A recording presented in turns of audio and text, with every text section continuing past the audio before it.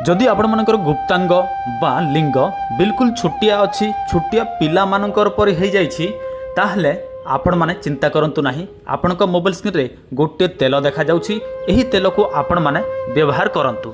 देखंतु एमिति अनेक पुरुष माने अछंती जो माने एमिति किछि अप्राकृतिक काम कर दियंती, फल रे कोन होय तांकर गुप्तांग बिल्कुल छुटिया होई जाय आउ जमारू मध्य उठे नाही, पूरा भाजी साग परि नरम पड़ी जाय। से माने जेते जहा करंतु किंतु टाण होए नाही। एमितिकी तांकर लिंग आग अपेक्षा धीरे धीरे कमिबाकू मध्य लागि थाए। आ समस्ते चाहती सुदृढ़ लंबा मोटा किंतु से सबू हुए नाही।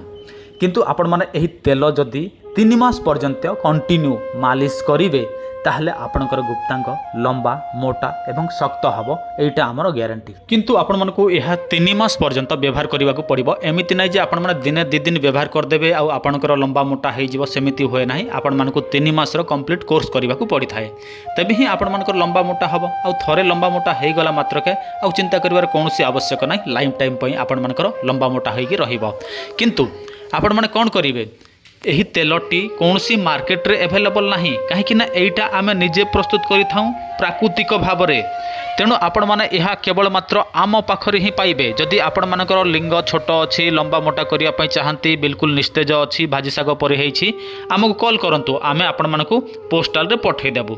आ एहार प्राइस देखंतु कंप्लीट 3 मास रो कोर्स आपण मानकू यार प्राइस जेते मध्य अच्छी डिस्क्रिप्शन रे पाई जिवे। नहले आपण माने आम सहित जोगाजोग कले मु आपण मानकू प्राइस मध्य कहिदेबी एटा केते। किंतु आपण माने 3 मास पाई नेबे ताहले ही नियंतु, आ गोटे मास पाई नेबे ताहले नेबा दरकार नाही। एमिति अनेक लोक अछंती जो माने लक्ष लक्ष टंका खर्च करिकी सर्जरी मध्य करूछंती, किंतु आपण माने एही तेल 3 मास व्यवहार करिवे ताहले किछि टंका आपण मानकर लंबा मोटा हबो। आपण मानकू लक्ष लक्ष टंका खर्च करबाकू पड़िबो नाही, केवल मात्र नियमित भाव में 3 मास व्यवहार करबाकू पड़िबो। देखंतु एहिटा आपण मानकू आपणक एड्रेस रे पठै दिया जिवो। जदि आपण मानकू दरकार थाए ताहले आपणक स्क्रीन रे जो नंबर टी देखा जाउछि, एही नंबर को केवल मात्र कॉल करिवे, एड्रेस देले आमे आपण मानकू बाय पोस्ट रे पठै देबो। तापर केमिति व्यवहार करिवे, केउ समय व्यवहार करिवे, से सब मध्य आपण मानकू कहि दिया जिवो। तो आपण मानकू दरकार थिले चाहंती कि आपण मानकर लंबा करिवा पई मोटा करिवा पई, ताहले आपण माने अति शीघ्र आम सहित जोगाजोग करंतु।